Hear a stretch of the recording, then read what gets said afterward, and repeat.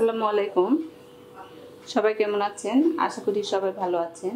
আবারও হাজির হইলাম আরও একটা নতুন রেসিপি নিয়ে। এটা হচ্ছে বড় মাছের তেল ঝোল। বড় মাছ দিয়ে তৈরি খুবই মজার এই রেসিপি আপনাদের তৈরি করে দেখাবো খুব সহজ পদ্ধতিতে। আপনারা যে কোনো মাছ দিয়ে ট্রাই করুন না কেন, আশা করি সবাই খুব পছন্দ করবে। এই রকম মজার মজার রেসিপি পেতে আপনারা আমার এই চ্যানেলটি সাবস্ক্রাইব করবেন।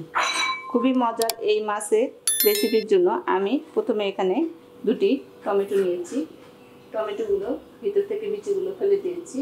আর নিয়েছি সরিষার সঙ্গে কয়টা কাঁচামরিচ দিয়ে দেবো। সরিষাগুলো আমি সুন্দর করে ধুয়ে নিয়েছি।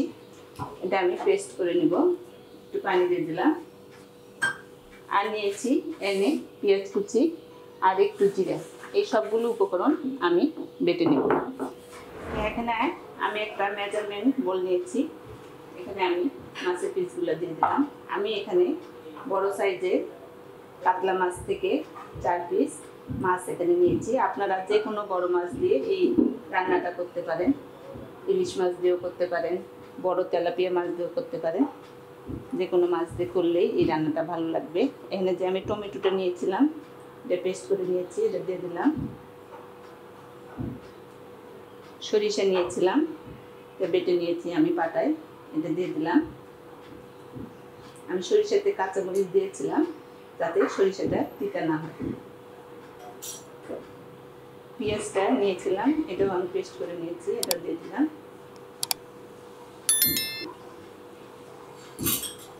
জিরে নিয়েছিলাম 1 চামচের মতো, এটা আমি পেস্ট করে নিয়েছি, এটা দিয়ে দিলাম।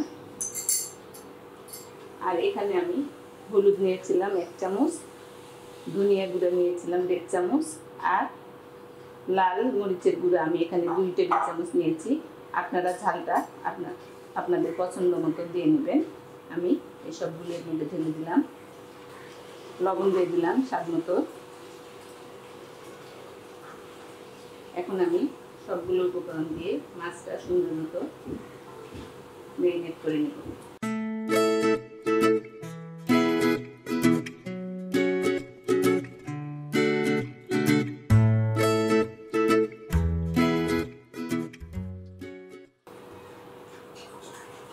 মাছগুলো বড়, এই জন্য আমি সাইডগুলো একটু এভাবে চিড়ে নিয়েছি যাতে মশলাগুলো সুন্দর মতো ঢুকতে পারে। আপনারাও সুন্দর মতো এভাবে সাইডগুলো চিড়ে নেবেন।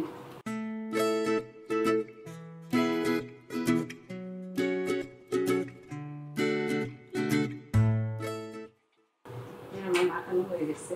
এখন আমি 10 মিনিটের জন্য একটু রেখে দেব যাতে মশলাগুলো মাছের মধ্যে ঢুকতে পারে। আমি চুলায় একটা প্যান বসিয়ে দিয়েছি। এখানে আমি রান্নার তেল দিয়ে দিলাম 4 টেবিল চামচ।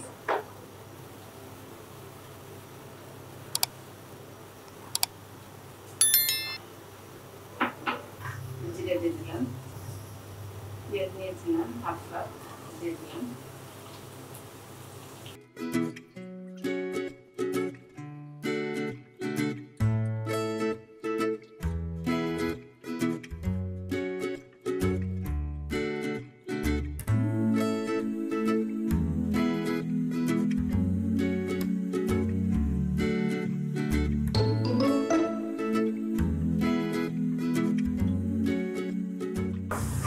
পেঁয়াজটা আমার ভাজা হয়ে গেছে।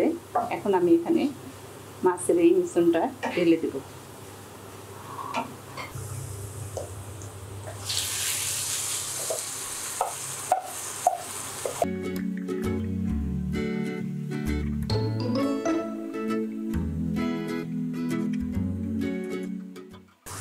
চুলার জালটা আমার এই পর্যায়ে মিডিয়াম লোতে আছে। এটা এখন আমি 2 মিনিটের জন্য ঢেকে দিব। ফিরে এলাম 2 মিনিট পর। মাছগুলো একটু উল্টিয়ে দিব।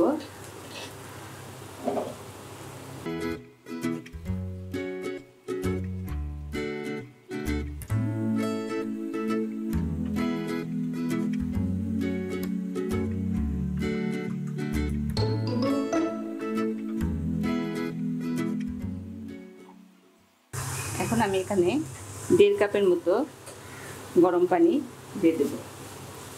আপনারাও গরম পানি দেওয়ার চেষ্টা করবেন।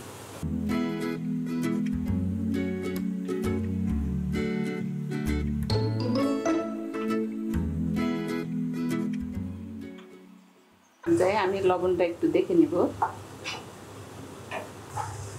আবারও ঢেকে রান্না করব 5 মিনিটের মতো। ফিরে এলাম 5 মিনিট পর।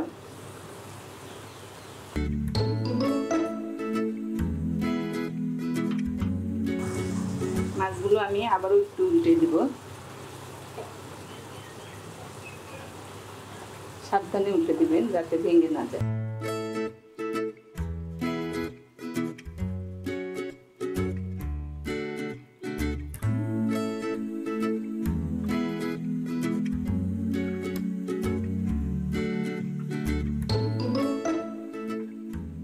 রান্নাটা প্রায় আমার শেষের পথে।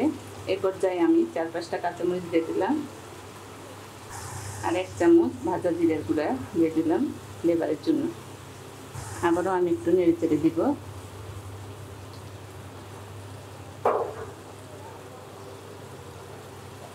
চুলার জালটা আমার মিডিয়াম লোতে আছে।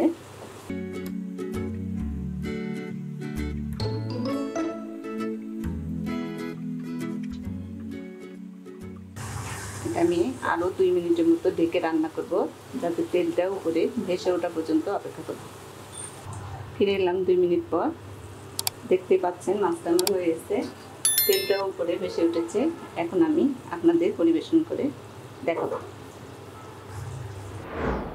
তৈরি হয়ে গেল আমার বড় মাছের তেল ঝোল। আশা করি আজকের আমার এই রেসিপিটি আপনাদের সবারই খুব ভালো লাগবে। বাসায় ট্রাই করবেন। কেমন লাগলো অবশ্যই কমেন্টস করে জানাবেন। যে কোনো মাছ দিয়ে আপনারা এই রান্নাটা করতে পারেন, খুবই ভালো লাগবে। আজ তাহলে এই পর্যন্ত, আবার দেখা হবে পরবর্তী কোনো রেসিপিতে। সবাই ভালো থাকবেন। আল্লাহ হাফেজ।